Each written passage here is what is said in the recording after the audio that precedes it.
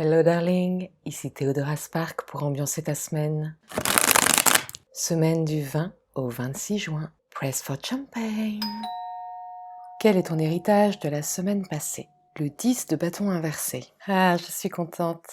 Il y a une lourdeur comme une chape de plomb que tu t'autorises à laisser tomber. C'est sans doute la légèreté de l'été qui commence à te gagner petit à petit et c'est le moment pour ça. Donc c'est chouette. Peut-être un sens du devoir, du labeur. Tu as envie de t'autoriser le plaisir. Et je ne peux que t'encourager à poursuivre parce que là, on est sur la dernière ligne droite avant la fin de l'année, une année qui a été très exigeante. Il va falloir vraiment apprivoiser la vacance, créer de l'espace pour que la joie, le plaisir, le partage puisse faire son nid. Parce qu'en septembre, rebelote et la rentrée ne s'annonce pas forcément des plus faciles. Donc c'est le moment, dans cette semaine de solstice, qui nous mène à la Saint-Jean en fin de semaine, de pouvoir vraiment accueillir le feu de l'été. Et pour accueillir le feu de l'été, il faut sortir la tête du guidon et retrouver un corps libre pour danser. Bien, bien, bien. Quelle est ton opportunité cette semaine? Le page de bâton. Bah tiens, on parlait d'un feu nouveau, le voici. Où en es-tu de ton espièglerie? Il y a l'idée d'avoir une petite idée derrière la tête qui te fait sourire intérieurement, qui te motive. C'est vraiment l'enfant qui prépare son petit coup en douce et qui est tellement excité d'avance de l'effet qu'il va produire. C'est léger, c'est vraiment l'énergie d'été qui s'installe cette semaine et franchement, je sais pas toi, mais moi j'en ai un besoin fou. Gardons un peu d'impétuosité, de vivacité, d'esprit, de corde.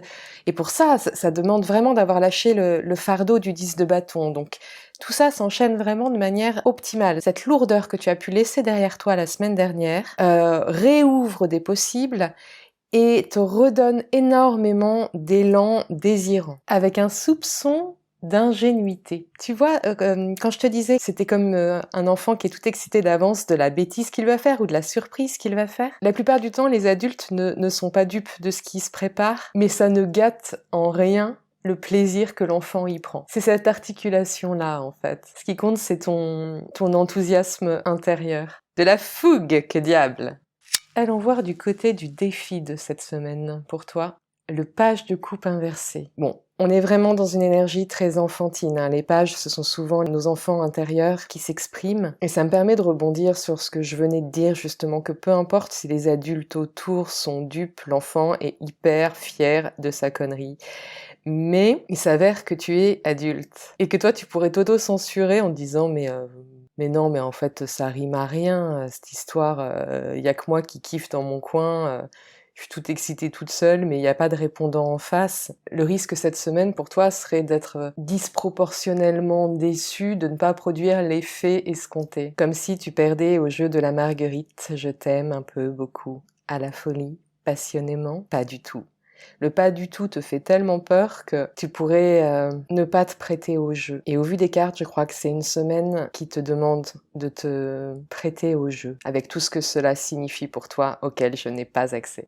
Et le résultat en fin de semaine, le 6 d'épée inversé. Alors là où à l'accoutumée, ça aurait pu te donner l'envie de fuir et de t'extraire des situations qui ne riment pas avec ta poésie, ou ton humour d'ailleurs. Ciao les nazes, mais là moi ça devient souffrant, je peux plus. Tu vas rester, habiter l'inconfort de ne pas faire l'unanimité et ne plus te replier, j'ai presque envie de dire, par un sentiment de honte. Tu vois, t'étais peut-être du style, si tu faisais un flop avec une blague, à prendre tes clics et tes claques et à rentrer chez toi. Et là, tu vas rebondir tout de suite sur autre chose, et puis pas grave. Ce que j'appelle, grâce à une amie, le mode RAF. Rien à foutre. Yeah! Ça va te faire du bien. Comment allumer ton feu cette semaine? Oh, un troisième page, le page d'épée inversée. En abandonnant les stratégies où tu voudrais anticiper d'avance les tenants, les aboutissants, saisir tous les rouages d'une situation avant d'agir, et en fait tu restes paralysé tant que tu n'as pas fait le tour de la question Et là, il t'est conseillé de te détacher du résultat et de prendre confiance en ta capacité à rebondir si les choses ne tournent pas comme tu le souhaiterais. Plutôt que d'anticiper, y aller et ensuite t'ajuster. Il n'y a jamais rien de définitif, ni tes réussites, ni tes échecs. Comment remplir ta coupe?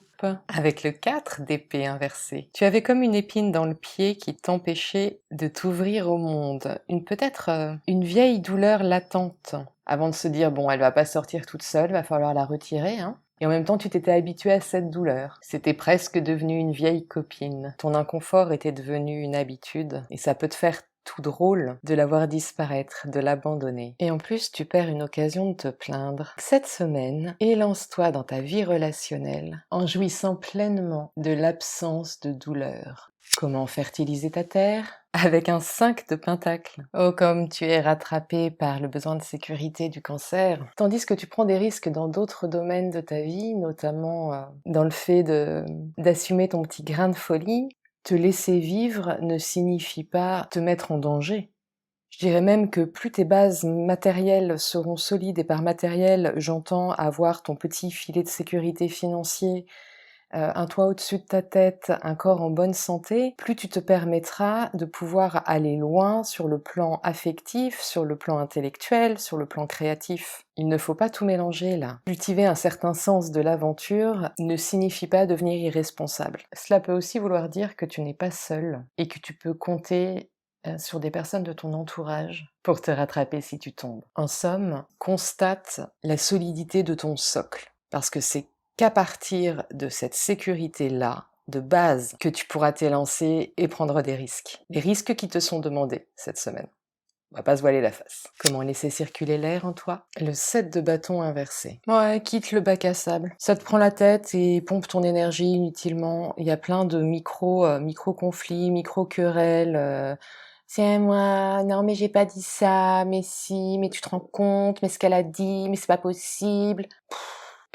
Non, là, c'est vraiment inutile de t'attacher et d'accorder de l'importance et de l'énergie à tous ces petits trucs-là. Garde ton énergie et ta salive pour ce qui en vaut vraiment la peine, c'est-à-dire rouler des pelles. Ou pour finir sur une note plus poétique, croquer le fruit de la vie à pleine bouche. Peut-être qu'il ne sera pas tout à fait mûr, peut-être qu'il sera trop mûr. Bon, et ben après, rien ne t'empêche de le jeter et d'en prendre un autre. Mais pour le savoir, il faut le croquer. C'était Théodora Spark. Amour toujours, darling.